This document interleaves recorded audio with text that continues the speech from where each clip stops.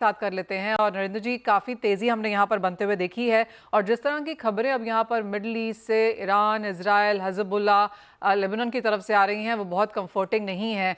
Obviously अभी तक भी एक पॉइंट काफ़ी क्लियर है कि इन सबके चलते भी अभी भी एक बैरल भी तेल के उत्पादन में कोई प्रॉब्लम नहीं क्रिएट हुई है और शायद बाजार उसी वजह से बहुत ज़्यादा रनअप नहीं किया है। लेकिन 75 लेवल के जो करंट लेवल्स हैं उन्हें आप कैसे देखते हैं? तो करंट लेवल है, आपने देखा है जिस हिसाब से फेड ने जो है जम्बो कट किया, और उसके बाद हमने ये भी देखा है कि ओपेक की तरफ से कुछ जो है पीछे से बयान और रिपोर्ट्स की चर्चा रही, और इधर हिजबुल्ला और इजराइल का तो चल ही रहा है, आपको पता काफी तनाव है। लेकिन उसके बावजूद जो है कोई सप्लाई में, जैसे आपने कहा, किसी तरह की कोई परेशानी नहीं है। प्रोडक्शन में कहीं पूरे विश्व में कोई परेशानी नहीं है, और अभी तक जो कीमतें बहुत ज्यादा ऊपर नहीं जा पा रही, जो कि कोशिश है ओपेक की और कई अन्य देशों की, उसकी सबसे बड़ी मुख्य वजह भी चाइना है। चाइना की डिमांड को लेकर के बाजार जो है वो काफी चिंतित है, और जितनी भी कोशिश होती है या हालात ठीक होते हैं, डिस्ट्रप्शन है, उसके बावजूद जो है ये डिमांड को लेकर के बाजार में चिंता है। तो और ये मुझे लगता है कि ये कीमतें जाती रहेंगी, वो 70 से नीचे भी जाएंगी, 80 भी टच कर जाएंगी, लेकिन सस्टेन बेसिस पे मुझे लगता है कि ये 75 के और 70 और 80 के बीच में ही घूमेंगी। हो सकता है कभी 65 भी हो जाए, क्योंकि खास तौर से डिमांड को लेकर जिस तरह का बाजार में तनाव है। लेकिन मेरा अपना ये अनुमान है कि अभी डिमांड जो है, जब तक चाइना के अंदर से कोई पॉजिटिव न्यूज नहीं आती है, भारत से डिमांड बढ़ रही है, कुछ अन्य देशों में बढ़ रही है, लेकिन वो काफी नहीं है। जितना प्रोडक्शन हो रहा है उसके लिए काफी नहीं है।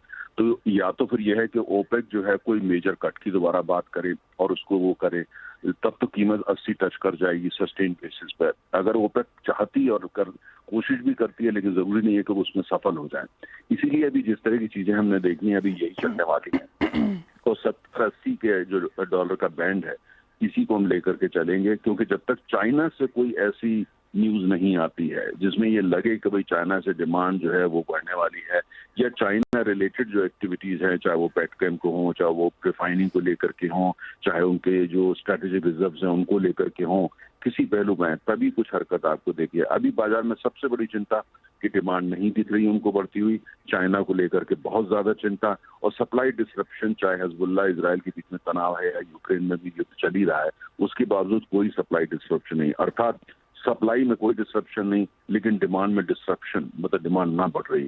तो यही आपको कीमतों में रिफ्लेक्ट कर रही है, और आने वाले कुछ समय अभी यही स्थिति रहने वाली है। आगे जाकर अगर यहाँ पर डिमांड की बात की जाए और जिस तरह से स्लो डाउन चाइना में है, कुछ बहुत यहाँ पर यूएस के नंबर्स भी हमने वीक होते हुए देखे हैं। जैसे आपने कहा 70 से 80 के बीच में यहाँ पर प्राइसेस बरकरार रह सकते हैं। आगे जाकर अब क्या ट्रेंड्स देखने होंगे? जैसे आपने कहा एक जंबो कट यूएस से हमने आता हुआ देख लिया है, अब आगे किस चीज़ पर आप नजर रखेंगे? देखिए, अमेरिका की अर्थव्यवस्था को लेकर कहा जा रहा है कि वहाँ एक तरीके से मंदी जो है उसकी जो है पूरे संकेत है कि मंदी जो है वो आएगी। चुनाव के बाद वो डेटा में दिखेगी, वो डिमांड को लेकर के दिखेगी जैसे चुनाव खत्म होते हैं, और वहां पे लेकिन कोई फंडामेंटल चेंज हो जाएगा, डिमांड एकाएक बढ़ जाएगी, अमेरिका में भी ऐसा नहीं हो पाएगा। चाइनीज अर्थव्यवस्था बहुत ज्यादा परेशानी में है, क्योंकि वहां पे उनकी प्रायोरिटी है वो राजनीति है, इस समय अर्थव्यवस्था नहीं है। अर्थात चाइना से तो ये हो नहीं पाएगा। अब जो भी होगा वो होगा कि ओपेक इसको लेकर क्या रेट करती है।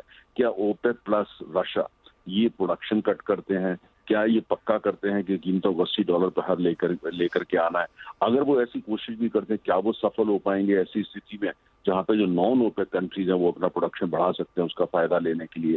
तो अभी आज की तारीख में इस पूरे जो प्रश्न आपका है उसके आगे दरअसल बहुत सारे प्रश्न चिन्ह हैं, और धीरे धीरे स्थिति का पता लगेगा। दूसरा ये भी देखना पड़ेगा कि इस बार जो विंटर है, वो जाड़ा है, वो कैसा रहता है। अगर जाड़ा बहुत ज्यादा सख्त रहता है तो फिर डिमांड बढ़ती है, आपको पता है। तो ये बहुत सारे फैक्टर्स को लेकर के है। उधर ईवी को लेकर के जो तमाम जो कीमतों को इम्पैक्ट कर रहा था कि ईवी का बहुत ज्यादा बढ़ रही है, उस वजह से डिमांड कम हो रही है। हम देख रहे हैं ईवी को लेकर के पूरे विश्व के अंदर परेशानियां आ रही हैं। उधर चाइना के अंदर जो है तमाम उसको जो ईवी का प्रोडक्शन है, प्रोडक्शन को कर लेने से देश मना कर रहे हैं, कुछ सैंक्शंस लगाने की भी बात हो रही है। तो ये सबको लेकर के तेल के लिए जो स्थिति बनती है वो यही बनती है कि जब तक तेल की डिमांड नहीं बढ़ेगी, कीमत बढ़ना मुश्किल। और हमने ये देखा, ओपेक कार्टेल है, ओपेक बाजार को बहुत अच्छी तरह जानता है, और जब ओपेक और रशिया दोनों मिल जाते हैं तो ये बहुत बड़ी फोर्स बन जाती है। अब देखना होगा ये अगला कदम क्या उठाते हैं।